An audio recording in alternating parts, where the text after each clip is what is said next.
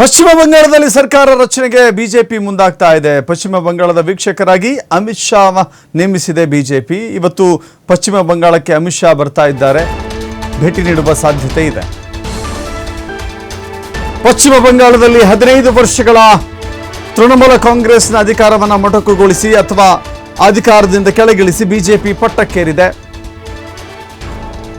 ಮೊಟ್ಟ ಮೊದಲ ಬಾರಿಗೆ ಪಶ್ಚಿಮ ಬಂಗಾಳದಲ್ಲಿ ಬಿಜೆಪಿ ಖಾತೆ ಓಪನ್ ಆಗಿದೆ.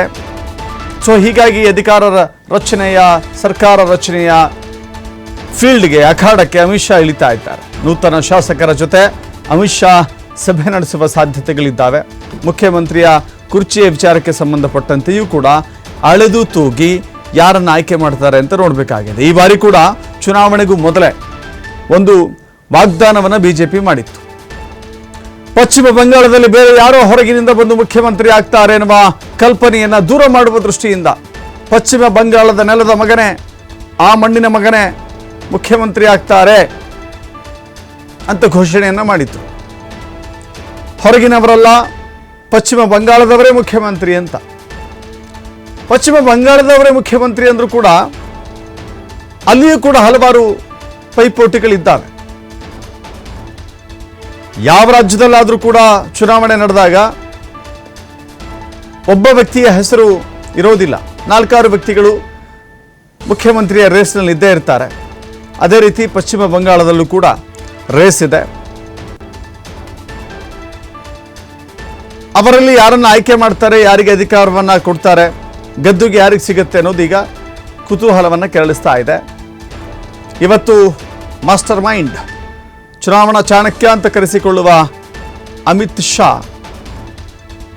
ಪಶ್ಚಿಮ ಬಂಗಾಳಕ್ಕೆ ಬರ್ತಾ ಇದ್ದಾರೆ. ಅನೇಕ ಸ್ಟ್ರಾಟಜಿಗಳ ಮೂಲಕವೇ ಪಶ್ಚಿಮ ಬಂಗಾಳವನ್ನು ವಶಕ್ಕೆ ಪಡೆಯಲಾಗಿದೆ. ದೀದಿ ಸರ್ಕಾರವನ್ನು ಬೀಳಿಸಿ ಅಥವಾ ದೀದಿ ಸರ್ಕಾರವನ್ನು ಕೆಳಗಿಳಿಸಿ ಈಗ ಬಿಜೆಪಿ ಗದ್ದುಗೆಗೇರ್ತಾ ಇದೆ. ಅದೊಂದು ಇತಿಹಾಸ. ಈ ಇತಿಹಾಸವನ್ನು ಸೃಷ್ಟಿ ಮಾಡಿರುವಂಥ ಬಿಜೆಪಿ ಈಗ ಸರ್ಕಾರ ರಚನೆಯ ಕಸರತ್ತಿನಲ್ಲಿದೆ.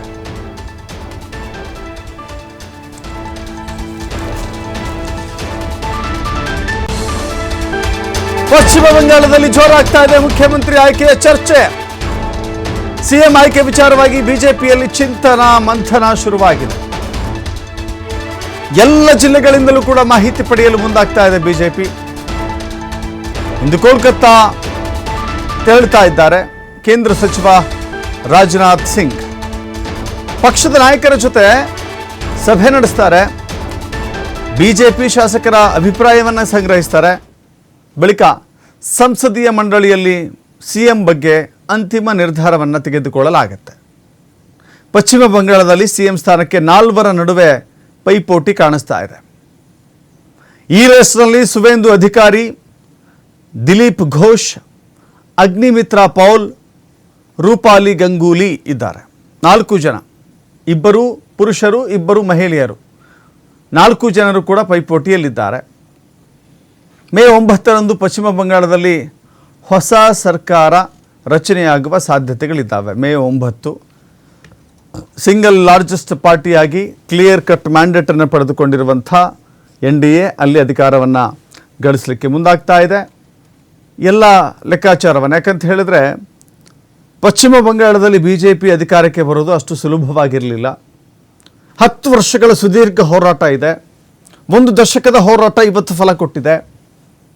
ಸ್ಟ್ರಾಟಜಿಗಳಿದ್ದಾವೆ, ಏಳು ಬೀಳುಗಳಿದ್ದಾವೆ, ಹೊಡೆದಾಟ ಬಡದಾಟ ಘರ್ಷಣೆ ಇದೆ. ಆ ಸಂಘರ್ಷದಲ್ಲೂ ಕೂಡ ಹಿಂಜರಿಯದೆ ನಾಯಕತ್ವವನ್ನು ಮುಂದುವರಿಸಿಕೊಂಡು ಬಂದಿರುವಂಥ ಸುವೇಂದು ಅಧಿಕಾರಿ, ದಿಲೀಪ್ ಘೋಷ್, ಹೀಗೆ ಅನೇಕ ಹೆಸರುಗಳಿದ್ದಾವೆ. ಜೊತೆಗೆ ಅಲ್ಲಿ ಮಹಿಳಾ ಮುಖ್ಯಮಂತ್ರಿ ಇದ್ದರು, ದೀದಿ ಮಹಿಳಾ ಮುಖ್ಯಮಂತ್ರಿ ಮಮತಾ ಬ್ಯಾನರ್ಜಿ ಇದ್ದರು. ಅವರ ಜಾಗಕ್ಕೆ ಮಹಿಳಾ ಮುಖ್ಯಮಂತ್ರಿ ಆದರೆ ಸೂಕ್ತ ಅಂತ ಹೇಳಿ ಅಗ್ನಿಮಿತ್ರ ಪೌಲ್ ಮತ್ತು ರೂಪಾಲಿ ಗಂಗೂಲಿ ಇಬ್ಬರು ಕೂಡ ಬಹಳ ಪೈಪೋಟಿಯಲ್ಲಿದ್ದಾರೆ.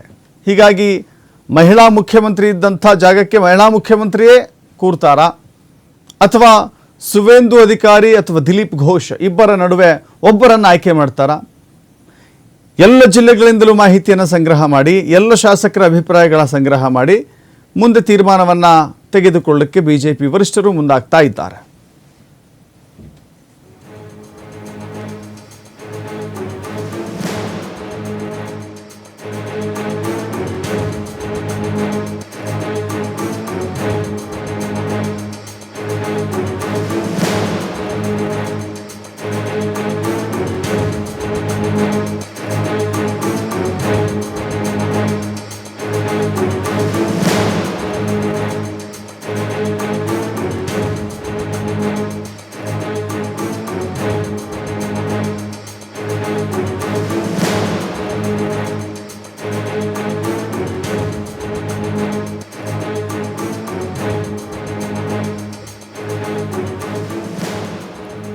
ಪಂಚರಾಜ್ಯಗಳ ಚುನಾವಣೆಯ ಪೈಕಿ 3 ರಾಜ್ಯಗಳಲ್ಲಿ ಅತ್ಯಧಿಕ ಸಂಖ್ಯೆಯಲ್ಲಿ ಬಿಜೆಪಿ ಗೆದ್ದಿದೆ, ಅಧಿಕಾರ ರಚನೆಯ ಖುಷಿಯಲ್ಲಿದೆ.